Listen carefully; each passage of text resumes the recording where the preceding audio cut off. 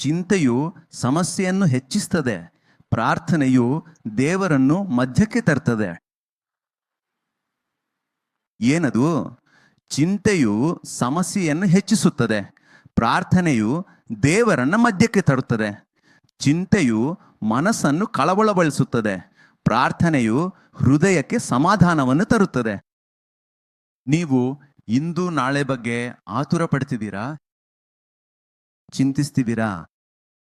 ನಿಮ್ ಚಿಂತೆ ಕುಟುಂಬದ ಬಗ್ಗೆಯೇ? ನಿಮ್ ಚಿಂತೆ ಆರೋಗ್ಯದ ಬಗ್ಗೆನೇ? ನಿಮ್ ಚಿಂತೆ ಮಕ್ಕಳ ಭವಿಷ್ಯದ ಬಗ್ಗೆ? ನಿಮ್ ಚಿಂತೆ ಆರ್ಥಿಕ ಪರಿಸ್ಥಿತಿಯ ಬಗ್ಗೆ?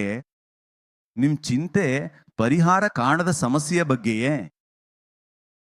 ನಾಳೆ ಬಗ್ಗೆ ಚಿಂತಿಸಬೇಡಿ, ಏಕೆಂದ್ರೆ ನಾಳೆ ಸಮಸ್ಯೆಗಳು ಇನ್ನೂ ಬಂದಿಲ್ಲ. ನಾಳೆ ಸಮಸ್ಯೆಗಳು ಬಂದಿವೆಯೇ ಅಥವಾ ಇಲ್ಲವೇ? ಅದು ನಾಳೆಗೆ ಇರಲಿ, ಇಂದು ಅದನ್ನು ನಿಮ್ಮ ಜೀವನಕ್ಕೆ ಹೇಗೆ ತರ್ತೀರಿ? ಅದಕ್ಕಾಗಿಯೇ ದೇವರು ಹೇಳಿದ್ದು, ಆಯಾ ದಿನದ ತೊಂದರೆ ಆಯಾ ದಿನಕ್ಕೆ ಸಾಕು ಎಂದು. ನಾಳೆ ಸಮಸ್ಯೆಗಳು ಇನ್ನೂ ಬಂದಿಲ್ಲ, ಆದರೆ ನಾಳೆಯ ಕೃಪೆಯು ಇನ್ನೂ ಬಂದಿಲ್ಲ. ನಾಳೆಯ ಸಮಸ್ಯೆ ಬಂದಿಲ್ಲ, ನಾಳೆ ಕೃಪೆಯೂ ಬಂದಿಲ್ಲ. ನಾಳೆ ಸಮಸ್ಯೆ ಬಂದರೂ ಆತನ ಕೃಪೆಯೂ ಬರ್ತದೆ. ಹಲ್ಲೆಲೂಯಾ! ಆತನ ಕರುಣೆಯು ನಾಳೆ ಬಂದೇ ಬರ್ತದೆ.